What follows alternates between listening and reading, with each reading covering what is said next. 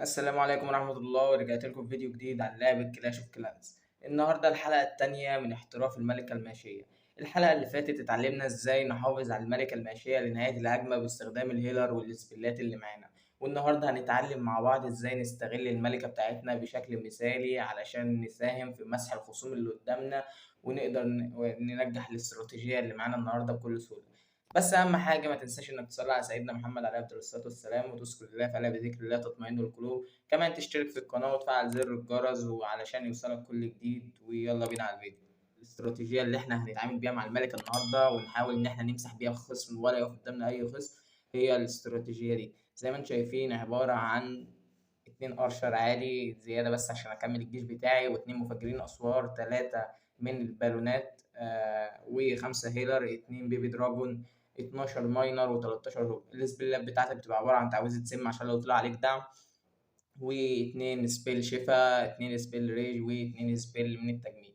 بتاخد في الدعم بتاعك 2 تجميد، والآلة دي هنجربها مع بعضينا، بتاخد فاليو كبير قوي جوه التصميم. والدعم بتاعك بيبقى 7 هوب.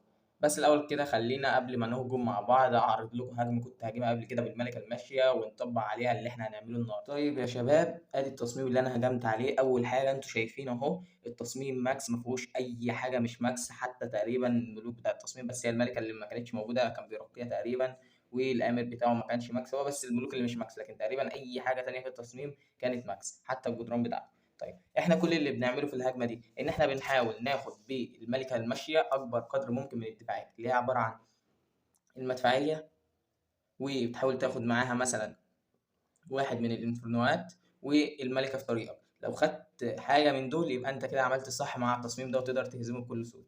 تعالوا طيب بقى نشوف احنا ابتدينا ازاي. اول حاجه زي ما انت شايف نزلت بالقلم من هنا، وبعدين نزلت بالبيبي دراجون عشان ينضف لي المورتال ده عشان ما ياثرش على المدفعيه على آلة الحصان بتاعتي. وبعد كده طبعا عشان اخلي الملكه تروح في الاتجاه ده حطيت البيبي دراجون الناحيه التانيه ينضف لي الدنيا دي.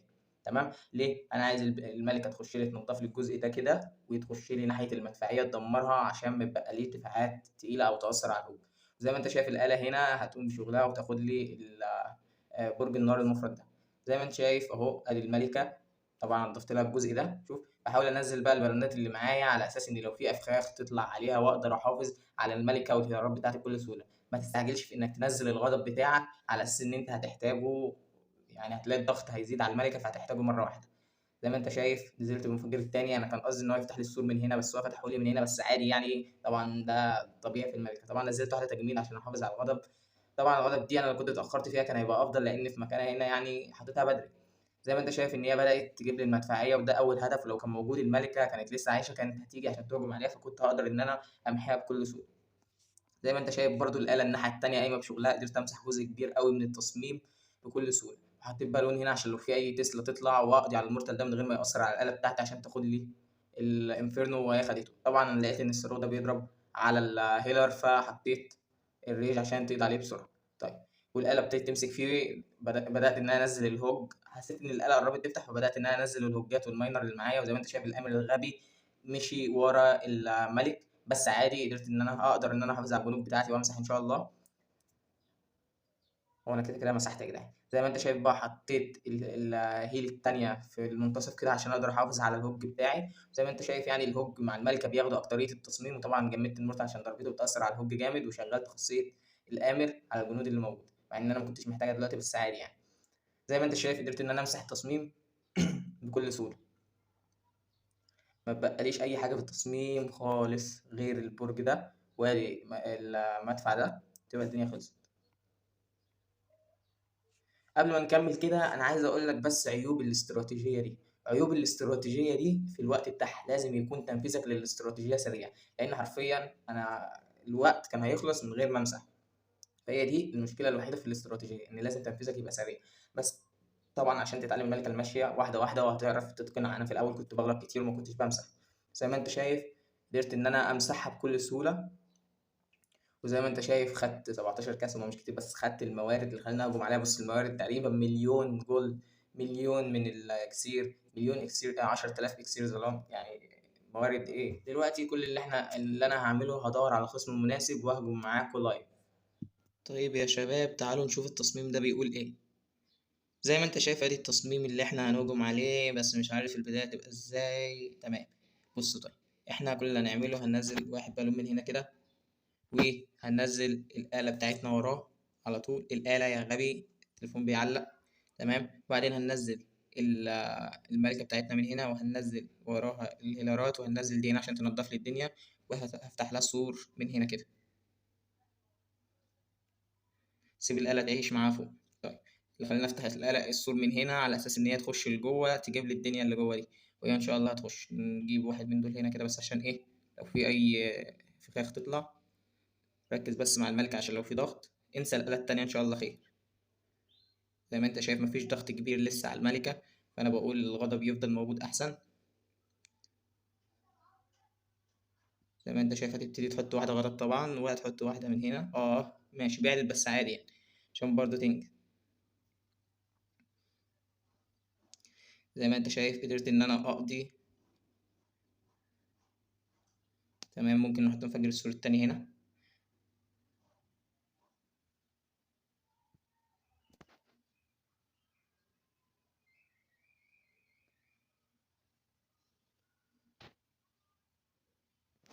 لسه محافظ بس خسرت الاستراتيجية بتاع الملكة بتاعتي. تمام، هنبتدي بقى إن أنت تنزل الماينر بتاعك، تنزل وراهم الهوجات، وهتنزل الآمر. متتأخرش في تنزيل الآمر، متعملش زي وتنزل الملك ينضف من بره. تمام، وتبتدي بقى إنك تتابعهم بالهيل. الهوجات سيبك من الماينر معاهم الملك بتاعهم. تمام. طبعا لأن ضربة المورتال بتأثر قوي. بس زي ما انت شايف الهوجات قدرت تاخد جزء كبير من التصميم، ممكن ان انت تعمل كده بس.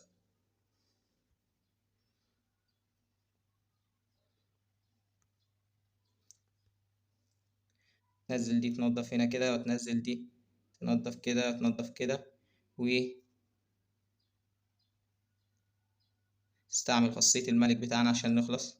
وادي خاصية الآمر برضه عشان تشمل كل الجنود، ملهاش لازمة.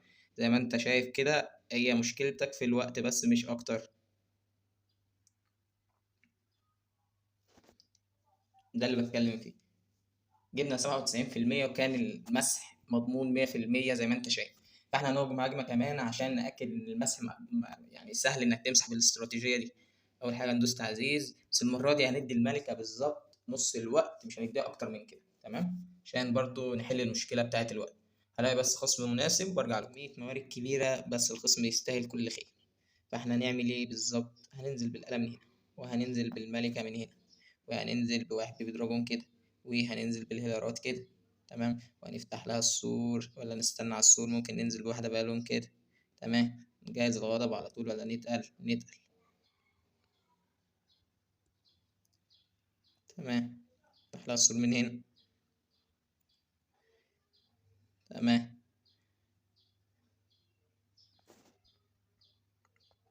أول ما تبتدي تخش نحذف لها واحدة غضب وتجميد كده بسرعة، عشان نقدر إن احنا نسيطر على الدنيا دي. زي ما انت شايف ممكن ننزل واحدة من هنا كده عشان نطلع الأفخاخ لو في ايه. الحق الحق الحق، ماشي. راحت علينا خاصية الملك. تمام ماشي، ما فيهاش اي مشكله خالص، مع ان انت المفروض انك تحافظ على خاصيه الملكه اطول وقت ممكن. تمام، كل المطلوب منها دلوقتي انها تجيب المدفعيه، ان شاء الله تجيبها بكل سهوله.